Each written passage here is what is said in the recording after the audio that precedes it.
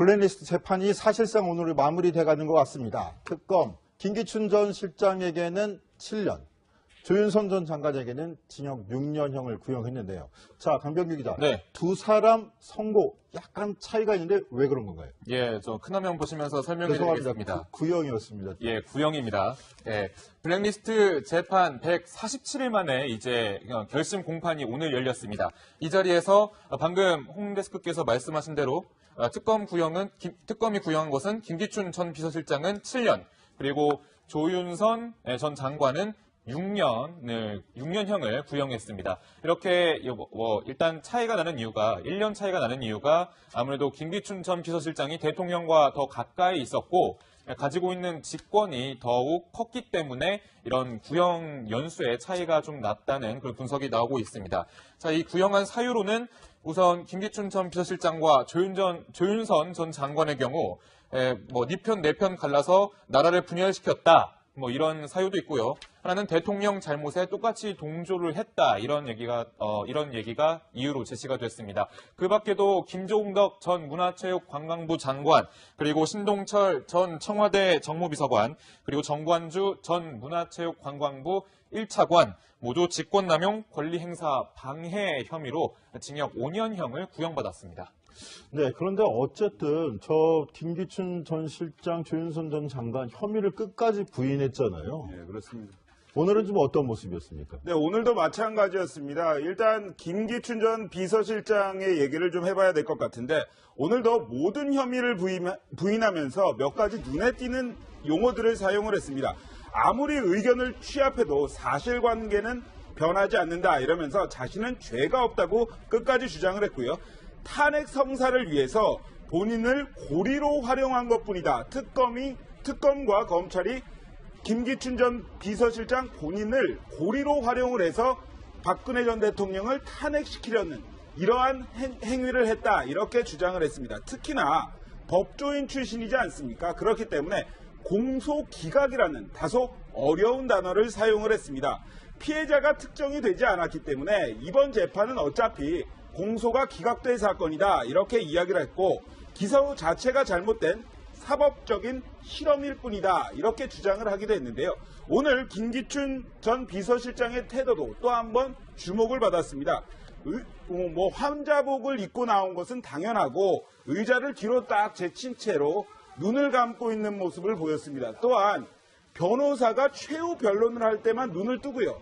평소에는 계속 눈을 감는 이러한 모습을 보이기도 했습니다. 네, 방금 들어온 속보부터 전해드리도록 하겠습니다. 청와대가 장차관급 인사에 대한 추가 인선을 발표했는데요. 자, 산업자원통상부 장관의 백운규 한양대 교수, 보건복지부 장관의 박능우 경기대 교수, 방통위원장의 이효성 성균관대 교수, 금융위원장의 최종구 한국수출입은행장을 추가로 임명 예정이라고 내정했습니다. 자, 이렇게 보면은 교수 출신들이 상당히 좀 많이 포진을 하는 것 같고요. 특히 백운규 산자부 장관 후보자와 박능우 보건복지부 장관 후보자는 문재인 대통령 후보 시절에 캠프에도 참여했던 인사들로 알려져 있습니다. 추가로 전해 들어온 소식 있으면 속보로 계속 전해드리도록 하겠습니다.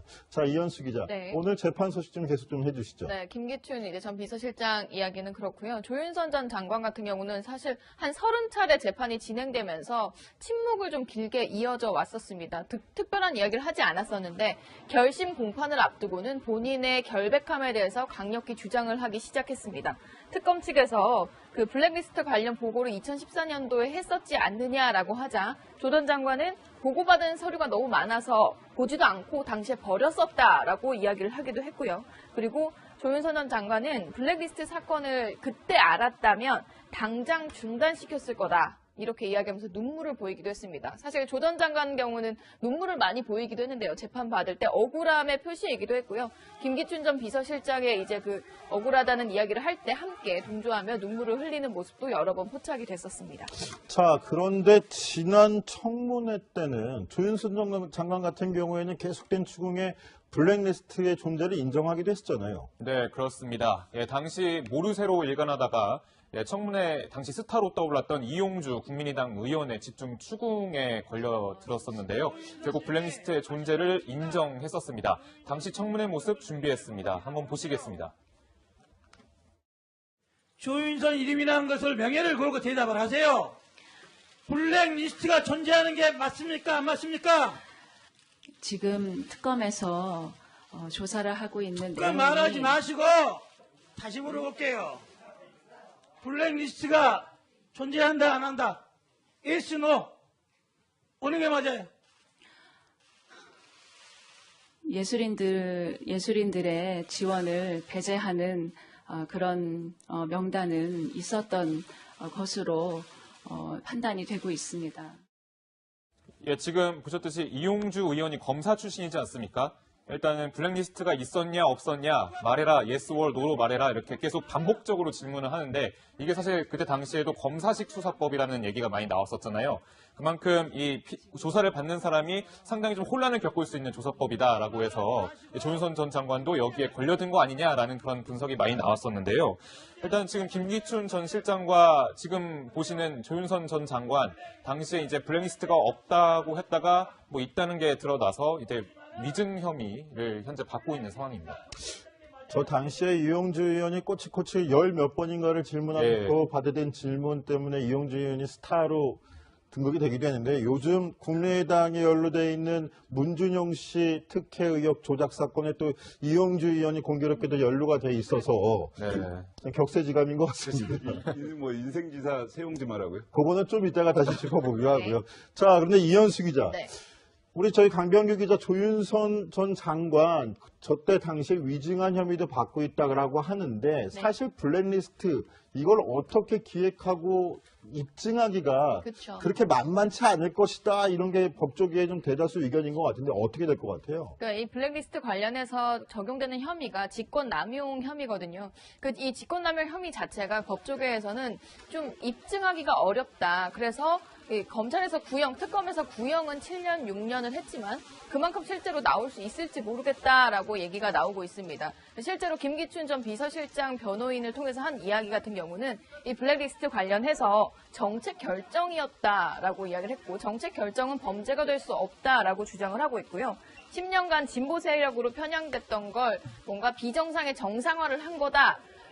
직권 남용이 아니라 국정 운영이었다라고 주장을 하고 있습니다. 그러니까 이 경계를 어디까지가 국정 운영이고 어디까지가 직권을 남용한 것인지에 대한 재판부의 판단이 중요할 것 같은데요. 그래서 이 재판을 지켜보는 이제 공직자들도 사실 관심이 남다릅니다. 이번에 특검이 주장한 걸 보면 박근혜 전 대통령의 잘못을 바로잡기는커녕 사실을 말하려고 하는 사람들이 입조차 막았다. 그런 것도 직권남용 혐의에 모두 다 넣어놓았거든요.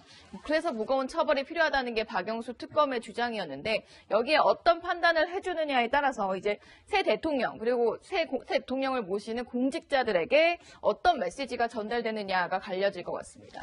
자, 조윤선, 김기춘 두 사람도 중요한 정치적인 인물이었지만 정치인이었지만 관심은 이번 블랙리스트 재판 결과가 7월 중순쯤에 선고가 될 예정인데 이 선고 결과가 박근혜 전 대통령 재판에 어떤 영향을 미칠 것인가 이것도 굉장히 큰 관심거리인 것 같아요. 어떻게 보십니까? 최석호 기자는. 예, 그렇습니다. 그런데 그 블랙리스트를 작성을 하고 배제를 했다. 이것은 박근혜 전 대통령이 지금 그 혐의를 받고 있는 18가지의 혐의 중에 하나에 불과합니다. 그렇기 때문에 재판부가 그리고 특검과 검찰이 어떤 구형을 하고 어떤 선고를 내릴지에 대해서는 좀 더 신중해야 할 것 같습니다. 하지만 김기춘 전 비서실장이 3월 공판 준비기일에서 했던 말을 곰곰이 따져보면 재판부의 생각을 조금 엿볼 수 있을 텐데요. 당시에 이런 이야기를 했습니다. 이전 정부에서 진행된 편향된 문학의 지원을 바로잡는 박근혜 정부의 비정상화의 정상화였을 뿐이고 이것은 직권남용이 될 수 없다고 주장을 했습니다. 하지만 재판부는 아니다. 이것은 직권남용이 맞다. 이렇게 내릴 검찰은 일단 7년, 6년을 구형하지 않았습니까? 하기 때문에 박 전 대통령 같은 경우에도 이 직권남용 혐의에 대해서 특검은 상당한 형을 내릴 겁니다. 왜냐하면요. 김기춘 전 비서실장이 왜 7년을 받았고 조윤선 전 장관이 왜 6년을 받았습니까? 김기춘 전 비서실장 같은 경우에 더 많은 권력, 권리를 가지고 있다고 판단했기 때문입니다. 그 권력을 박근혜 전 대통령이 덜 가지고 있었을까? 그것은 검찰과 재판부가 아주 냉철히 판단할 것입니다. 네, 그런 부분에서 박근혜 대통령이 직접 지시사항이 있느냐, 뭐 이런 것도 재판 과정에서 밝혀져야지 그렇게 연결될 수 있는 고리인 것 같고요. 자, 박근혜 전 대통령 얘기 나왔으니까 한번 이 문제 짚어봐야 될 것 같습니다. 지난 주말이었죠. 금요일 날 재판에서 네. 박근혜 대통령이 굉장히 좀 어지럼증을 호소하고 엎어지기도 했다. 이 소식 전해드렸는데 네. 오늘 또 재판이 열렸어요. 건강 문제 이상이 없는지 이렇게 좀 이게 뭐 또 전략이 아니냐 이렇게 해석도 나오고 마찬가지로 최순실 씨, 김기춘 전 비서실장도 건강 문제를 호소하고 있다는데 어떻게 된 일입니까? 네, 말씀하신 대로 사실 변호인들 사이에서 이제 볼멘 소리가 많이 나오고 있습니다. 이 피고인들의 건강 상태 너무 염두에 두지 않고 재판을 진행하는 거 아니냐 이런 얘기가 나오고 있는데, 자, 저희가 간략하게 요약을 해 보았는데요. 자, 그래서 박근혜 전 대통령은 뭐 어지럼증, 허리 통증, 특히 방금 말씀하신 대로 지난주 금요일에는 갑자기 책상 위에 엎어져서 재판이 중단되는 사태도 있었고요. 그리고 우리가 늘 설명을 해드렸듯이 이 손목보호대를 차고 나왔을 정도로 사실 건강이 안 좋다라는 것을 꾸준하게 좀 암시를 해왔었습니다. 이에 대해서 유영하 변호인은 주 사회재판, 전 세계에 유례없는 재판이다라고 이제 주장을 하고 있는 상황이고요. 대표적으로 김기춘 전 대통령 비서실장도 똑같이 심장병을 앓고 있다면서 이 주먹만한 심장에 금속 8개가 꽂혀 있다면서 보석을 받아주기를 요구를 하기도 했었습니다. 근데 최순실 씨, 잇몸이 부었다. 또 자신은 꾸준히 정신과 상담을 받고 있다면서 이 재판을 무리하게 치르는 것에 대해서 상당히 좀 부정적으로 계속 알려왔거든요. 그러니까 재판보다 변호인 측에서는 지금 현재 혹서기가 다가오고 있고 이 재판보다 사람의 생명과 신체가 더욱 중요하다고 누누이 밝히고 있어서 이 재판을 둘러싼 무리한 재판이 아니냐라는 그런 주장들 꾸준하게 변호인들 사이에서 나오고 있습니다. 자, 건강에 이상이 있을 것 같다. 무리한 재판이다. 이렇게 하면은 뭐 구치소 측이나 재판부의 직권으로 건강 상태를 한 번 더 체크해 볼 수 있는 것도 방법일 텐데 그런 방법이 채택이 됐나요? 오늘 재판에서 뭐 그런 논의가 없었습니까? 네, 이제 구체적으로 지금 박 전 대통령의 건강이 어디가 안 좋은지가 알려지지 않고 있는데요. 오늘 유영하 변호사의 이야기를 들으면 곧 밝혀질 것 같습니다. 유영하 변호사가 그동안 박 전 대통령의 건강 상태 자체가 대통령의 건강 이야기라서 기밀이어서 공개를 안 했었는데 관련 자료를 재판부에 제출을 하겠다라고 밝혔습니다. 지금 알려져 있는 건 뭐 만성 신부전증으로 고생을 한다, 뭐 몸이 붓고 통증이 있다라는 이야기 정도만 알려져 있는데요. 자료를 제출하면 어떤 건강상의 이유인지 알려질 것 같고요. 그리고 이제 재판부에서는 주 4회를 주 3회로 줄이게 되면 오히려 밤늦게까지 진행되고 더 체력적으로 안 좋을 수도 있다라고 이야기를 하고 있지만 유영하 변호사 측에서는 그래도 주 3회로 줄여서 뭔가 재판을 지연시키려는 꼼수가 아니라 건강이 안 좋아져서 박 전 대통령이 법정에서 쓰러지기라도 하면 입원을 하고 검진을 해야 되고 더 재판이 지연될 수 있으니 건강을 챙길 수 있는 시간을 좀 달라라고 다시 한번 요청을 한 상황입니다. 금요일 재판에서 박근혜 대통령 지지자들이 한 발언도 좀 깜짝 놀랐는데요.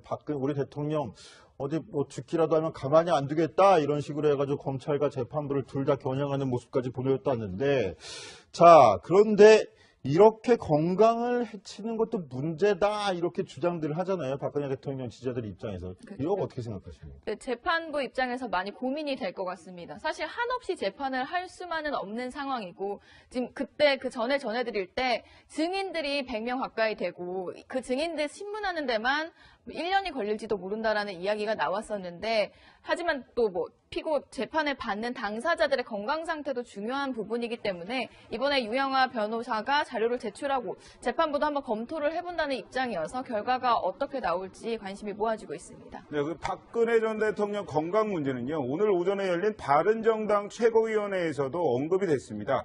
그 법은 만인에게 평등하다 이런 이야기를 주호영 원내대표가 했는데요. 그 발언 한번 들어보시죠. 지난달부터는 일주일에 4일씩 아침부터 늦은 밤까지 재판을 강행하고 있습니다. 일요일날, 토요일날이 면회가 안 되는 걸 감안하면 4일 재판을 준비할 수 있는 날은 하루밖에 없습니다. 법은 만인에게 평등합니다. 형사소송법의 취지가 살아날 수 있는 재판 진행을 재판부가 심각하게 고려해 주기를 말씀드립니다. 주호영 원내대표 같은 경우에는 부장판사 출신입니다. 그래서 판사 입장에서 저런 얘기를 했을까? 아니면 정치를 하는 사람으로서 저런 이야기를 했을까? 뭐 시선이 집중되기도 했는데요. 사실은 우리가 보면 조금은 정치권의 한 사람으로서 이야기를 하지 않았을까? 이러한 분석이 나옵니다. 왜냐하면요. 내년 지방선거가 있단 말입니다. 그것을 이제 준비를 하려면 보수층을 결집을 시켜야 하는데 그것에 하나의 화두가 박근혜 전 대통령이지 않겠습니까? 하기 때문에 박근혜 전 대통령 이야기를 범야권에서 계속 발언이 나오고 있는 게 사실입니다. 그렇기 때문에 주호영 원내대표도 오늘 박근혜 전 대통령의 건강 상태를 한 번 더 얘기하지 않았겠느냐, 이러한 분석이 강합니다. 자, 우리 최석호 기자의 분석이 좀 독특해가지고 한번 다시 짚어보고 싶은데, 자, 박근혜 전 대통령이 싫어서 자유한국당에서 예전 새누리당에서 뛰쳐나온 거죠. 새누리당에서 뛰쳐나온 바른정당의 원내대표가 내년 지방선거까지 염두에 두고 박근혜 전 대통령에 대해서 무작정 편은 들 수 없으니까 네, 그렇죠. 자, 건강에라도 이상이 없도록 좀 세심한 배려가 필요한 거 아니냐, 이렇게 언급했을 가능성이 있다는 거죠. 네, 그렇습니다. 그렇게 하면서 보수층이 지금 바른정당이 웬만큼 대선을 끝나고 나서 인지도를 높인 상황 아니겠습니까? 그렇기 때문에 바른정당 입장에서는 보수층이 조금씩 바른정당으로 들어오기를 바라고 있습니다. 그렇기 때문에 박근혜 전 대통령을 발언을 이어가면서 조금씩 자기네 정당으로 오게 하는 그러한 효과를 내고 있는 것 같습니다. 자, 이현수 기자, 이거 주호영 원내대표한테 네. 꼭 좀 확인 좀 해주세요. 또 마침 또 주호영 원내대표 지역구가 대구에 또 터전을 그렇죠. 두고 있지 않습니까? 박근혜 전 대통령하고 겹치는 부분도 있는데 그런 부분이 또 감안된 건지 이거 꼭 주호영 원내대표한테 네. 확인해가지고 네. 답을 좀 주시기 바라겠습니다.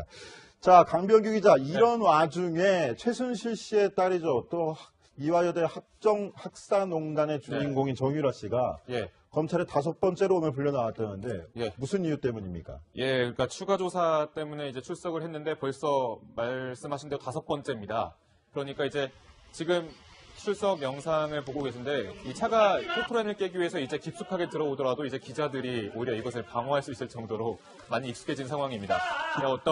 오늘 어떤 내용 조사를 받느냐, 최 씨로부터 들은 게 있느냐라는 그런 질문들을 했지만 아무런 얘기도 하지 않고 이제 들어갔는데요. 아무래도 자신의 수사에 불리할 수 있을까봐 이렇게 입을 열지 않고 있는 걸로 보입니다. 자, 이제 국정농단 사건에 대한 수사 막바지로 다다르는 것 같고요. 재판 역시도 1심 선고들을 줄줄이 다 앞두고 있는 모양새인 것 같습니다. 이런 와중에 지금 정치권에서는 아마 최석호 기자의 말대로 분석대로 내년 지방선거에 이 재판이 또 어떻게 영향을 미칠지 관심이 집중되어 있을 텐데요. 저희가 계속 정치데스크, 정치부 회의를 하고 있지만 이런 부분에서 내년 지방선거에 또 어떤 영향을 미치는지 계속 좀 한번 탐구하고 지켜보고 취재해 볼 필요도 있을 것 같습니다. 네. 네. 자, 저 김기춘 전 실장, 조윤선 전 장관 혐의를 끝까지 부인했잖아요. 네, 그렇습니다. 오늘은 좀 어떤 모습이었습니까? 네, 오늘도 마찬가지였습니다. 일단 김기춘 전 비서실장의 얘기를 좀 해봐야 될 것 같은데 오늘도 모든 혐의를 부인하면서 몇 가지 눈에 띄는 용어들을 사용을 했습니다. 아무리 의견을 취합해도 사실관계는 변하지 않는다 이러면서 자신은 죄가 없다고 끝까지 주장을 했고요. 탄핵 성사를 위해서 본인을 고리로 활용한 것뿐이다. 특검과 검찰이 김기춘 전 비서실장 본인을 고리로 활용을 해서 박근혜 전 대통령을 탄핵시키려는 이러한 행위를 했다. 이렇게 주장을 했습니다. 특히나 법조인 출신이지 않습니까? 그렇기 때문에 공소기각이라는 다소 어려운 단어를 사용을 했습니다. 피해자가 특정이 되지 않았기 때문에 이번 재판은 어차피 공소가 기각될 사건이다. 이렇게 이야기를 했고 기소 자체가 잘못된 사법적인 실험일 뿐이다. 이렇게 주장을 하기도 했는데요. 오늘 김기춘 전 비서실장의 태도도 또 한 번 주목을 받았습니다. 환자복을 입고 나온 것은 당연하고 의자를 뒤로 딱 제친 채로 눈을 감고 있는 모습을 보였습니다. 또한 변호사가 최후 변론을 할 때만 눈을 뜨고요. 평소에는 계속 눈을 감는 이러한 모습을 보이기도 했습니다. 네, 방금 들어온 속보부터 전해드리도록 하겠습니다. 청와대가 눈물을 많이 보이기도 했는데요. 재판 받을 때 억울함의 표시이기도 했고요. 김기춘 전 비서실장의 이제 그 억울하다는 이야기를 할 때 함께 동조하며 눈물을 흘리는 모습도 여러 번 포착이 됐었습니다. 자, 그런데 지난 청문회 때는 조윤선 장관 같은 경우에는 계속된 추궁의 블랙리스트의 존재를 인정하기도 했었잖아요. 네, 그렇습니다. 예, 당시 모르쇠로 일관하다가 청문회 당시 스타로 떠올랐던 이용주 국민의당 의원의 집중 추궁에 걸려들었었는데요. 결국 블랙리스트의 존재를 인정했었습니다. 당시 청문회 모습 준비했습니다. 한번 보시겠습니다. 조윤선 이름이 나온 것을 명예를 걸고 대답을 하세요. 블랙리스트가 존재하는 게 맞습니까? 안 맞습니까? 지금 특검에서 조사를 하고 있는 그 말하지 마시고 다시 물어볼게요. 블랙리스트가 존재한다 안 한다? yes, no? 어느 게 맞아요? 예술인들의 지원을 배제하는 그런 명단은 있었던 것으로 판단이 되고 있습니다. 예, 지금 보셨듯이 이용주 의원이 검사 출신이지 않습니까? 일단은 블랙리스트가 있었냐 없었냐 말해라 yes or no로 말해라 이렇게 계속 반복적으로 질문을 하는데 이게 사실 그때 당시에도 검사식 수사법이라는 얘기가 많이 나왔었잖아요. 그만큼 이 조사를 받는 사람이 장차관급 인사에 대한 추가 인선을 발표했는데요.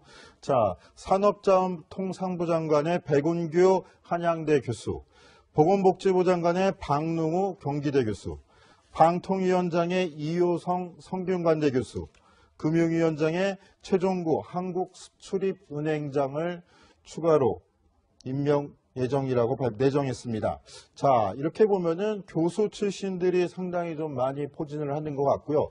특히 백운규 산자부 장관 후보자와 박능우 보건복지부 장관 후보자는 문재인 대통령 후보 시절에 캠프에도 참여했던 인사들로 알려져 있습니다.